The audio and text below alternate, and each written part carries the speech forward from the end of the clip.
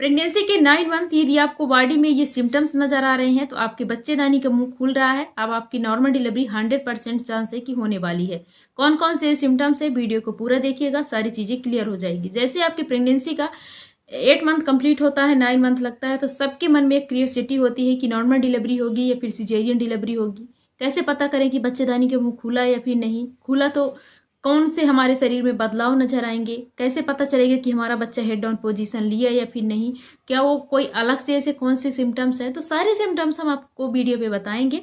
Video पे continue बने रहिए। पहली बार विजिट किए हैं तो प्लीज आपसे रिक्वेस्ट है कि चैनल को सब्सक्राइब जरूर करिएगा। सबसे पहले तो ये जानना है कि बच्चेदानी का मुंह खुला या फिर नहीं हम कैसे खुद से पता करें।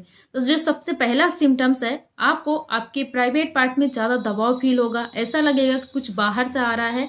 ये इशारा करता है कि आपका बच्चा अब हेड डाउन पोजीशन ले लिया है और आप जैसे जैसे दबाव पड़ेगा वैसे वैसे आपके बच्चेदानी का मुंह धीरे धीरे खुलने लगेगा। दबाव पड़ना बहुत जरूरी है और ये बहुत खास सिम्टम्स है बच्चेदानी के मुंह का खुलने का, क्योंकि जब जैसे जैसे आपके प्राइवेट पार्ट में दबाव पड़ेगा वैसे वैसे आपके उस प्राइवेट पार्ट की आपकी बच्चेदानी खींचेगी और आपके बच्चेदानी का मुंह खुलने लगेगा। तो जब दबाव होना बहुत खास है, बहुत ज्यादा जरूरी है। और जो दूसरा सिम्टम्स है, आपका पेट पहले की अपेक्षा उसका आकार में बदलाव नजर आएगा। आपका पेट नीचे की तरफ ज्यादा भारी लगेगा, ऊपर की तरफ खाली खाली लगेगा। हो सकता है इस टाइम आपको लूज मोशन जैसी भी प्रॉब्लम हो सकती है। कई बार लोगों को ये प्रॉब्लम होती है, खास करके जब डिलीवरी पास होने वाली होती है। तीसरा सिम्टम्स है, आपके प्राइवेट पार्ट से ज्यादा वाइट डिस्चार्ज होगा, क्योंकि बच्चा दबाव नीचे की ओर पड़ रहा है। तो ये पहले कम वाइट डिस्चार्ज होता था, अब ज्यादा आपको होगा। तो ये भी सिम्टम्स खास है कि आपके बच्चेदानी का मुंह खुल रहा है। और जो चौथा सिम्टम्स है, आपको म्यूकस डिस्चार्ज होगा। म्यूकस डिस्चार्ज आपको व्हाइट कलर का भी हो सकता है और उसमें व्हाइट में कुछ धारियां भी हो सकती हैं, हल्का पिंकिश कलर का हो सकता है। तो इस टाइम में आपको व्हाइट डिस्चार्ज होगा, हल्का थिक थिक होगा। तो आप ये समझ जाइए कि आपकी डिलीवरी बहुत जल्दी होने वाली है।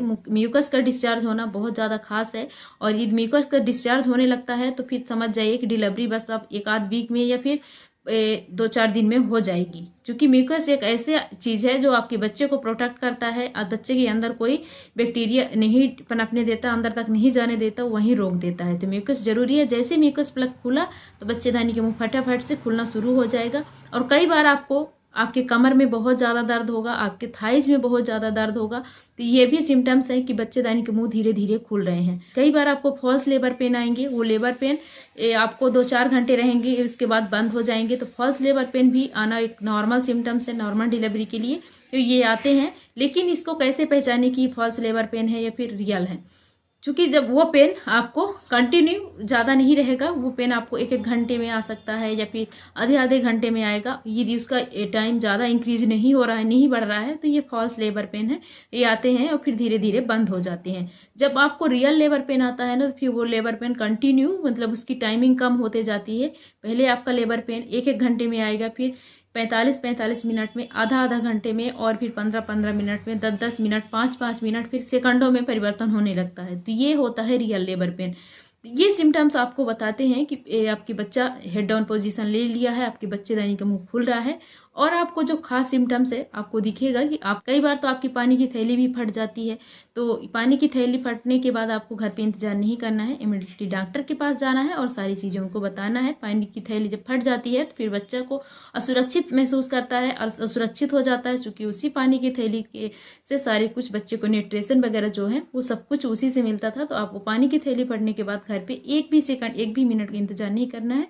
इमीडिएटली जैसे भी है, जिस हाल में है, फटाफट से नजदीकी हॉस्पिटल जाना ही जाना है ताकि आपकी डिलीवरी हो जाए।